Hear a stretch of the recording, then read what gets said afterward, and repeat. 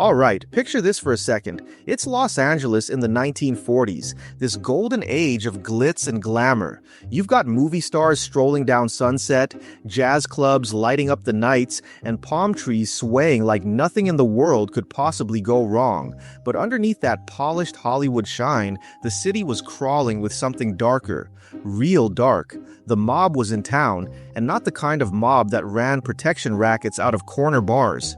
We're talking full-scale organized crime, corruption, extortion, murder, and Los Angeles was just as cutthroat as New York or Chicago, maybe even worse because out here, everyone wore a smile while they stabbed you in the back.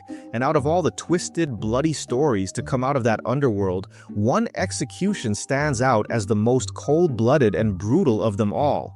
The murder of Jack Whalen, nicknamed the Enforcer, wasn't just a hit, it was a message carved in blood. Now let's talk about Jack for a minute. This guy was not your run-of-the-mill street thug. He was built like a tank, stood over 6 feet tall, and had that kind of quiet intensity that made people nervous just being in the same room. He started out as a boxer, had a pretty decent career in the ring, but like a lot of hard men back then, he realized there was way more money and way fewer rules on the streets. He got into bookmaking, loan sharking, gambling. Pretty much anything that let him throw his weight around. But here's the thing that made him different. Jack didn't care who you were. He wasn't impressed by power. If he thought you were out of line, he'd say it. If he thought you were soft, he'd say that too. And eventually, he started saying those things about the one guy you absolutely didn't want to cross in Los Angeles, Mickey Cohen. Mickey Cohen was a flashy little bulldog of a man, always dressed to the nines in silk suits, diamond cufflinks, and those slick Italian shoes. He wasn't just some street-level gangster, he ran Los Angeles. Nightclubs, brothels, sports betting, you name it, Mickey had a piece of it. He was also tight with the Chicago outfit, which gave him major muscle behind the scenes. But what people forget is that Mickey had a short fuse and a long memory. He was a killer, straight up. And if you embarrassed him, especially in public, that was like signing your own death certificate. Jack Whalen didn't just poke the bear, he grabbed it by the throat. He called Mickey a coward, said he was all talk, that the only reason he was anything at all was because bigger gangsters let him be. And he said all this in bars around other wise guys, loud enough for word to get back to Mickey. And when it did, the clock started ticking. The tension between Jack and Mickey got worse by the day.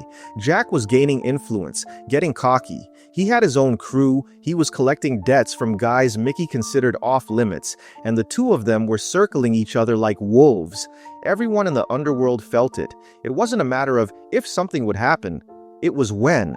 Then came the so-called meeting. Word goes out that Mickey wants to have a talk, bury the hatchet, get everything out in the open, and Jack, maybe thinking he's too big to fall, agrees. The meeting's set for Rondelli's, this upscale Italian spot on Ventura Boulevard. Fancy place, candlelight, white tablecloths, the whole vibe, neutral territory.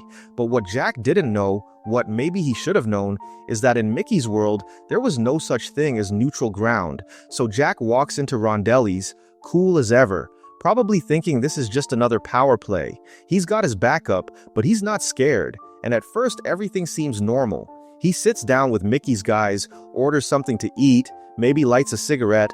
The way some people tell it, Mickey wasn't even there. It was his crew doing the talking. But what happened next? Man, it was savage. In the middle of dinner, without a raised voice or a single threat, someone pulls a pistol from under the table and fires straight into Jack's head. No warning, no chance to react. 1 second he's sitting there, mid-conversation, maybe mid-bite, and the next he's slumped over the table, blood pouring out of his skull and soaking the tablecloth. People screamed, dishes shattered, chaos broke loose. But the shooter? Cool as ice, just got up, tucked the gun away, and walked out into the night like he had a cab waiting. By the time the police got there, the crime scene was already a mess. Witnesses either saw nothing or suddenly forgot everything. The walls had ears, and no one wanted to be the one whispering. You gotta understand, back then, people didn't just fear the mob, they obeyed it. If you talked, you died. Simple as that. And Mickey, he was untouchable. The cops poked around, asked a few questions, maybe even pretended to care, but everyone knew no one was gonna do time for this. The case stayed open, but it wasn't active. It was just another file collecting dust while the real story got passed around in whispers. And here's where things get even more disturbing. There were whispers that the execution wasn't just about shutting Jack up, it was about sending a message. Some people said Jack was tortured before he died. Others said it happened after, just to leave a mark. Broken teeth, smashed hands, maybe even his eyes gouged out. Pure animal rage. Overkill. Not just take him out, but destroy him. And that message? It worked. Mickey didn't just get rid of a rival. He reminded the entire city, cops, crooks, club owners, politicians, that he was still king. And if you challenged him, you didn't just lose, you vanished. Jack's murder sent shockwaves through the underworld. His crew fell apart overnight. Some guys skipped town, some flipped to the feds, others were found in alleys with bullets in their backs. The ones who were smart, they kept their heads down and never said his name again. And Mickey, he just kept rolling. Opened new clubs, made new deals, smiled for the cameras. He even gave interviews like he was some kind of businessman, but everybody knew what he really was. He was the guy who put a bullet in Jack Whalen's head and got away with it like it was just another Tuesday.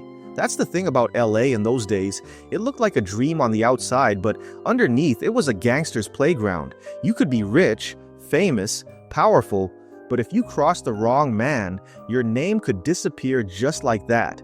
And Jack Whalen? He thought he was the exception. He thought being big and bold made him bulletproof. But the mob doesn't do exceptions. They do messages. And Jack became the most brutal one the city ever saw. No trial, no witnesses, just a man sitting down for dinner and never getting back up.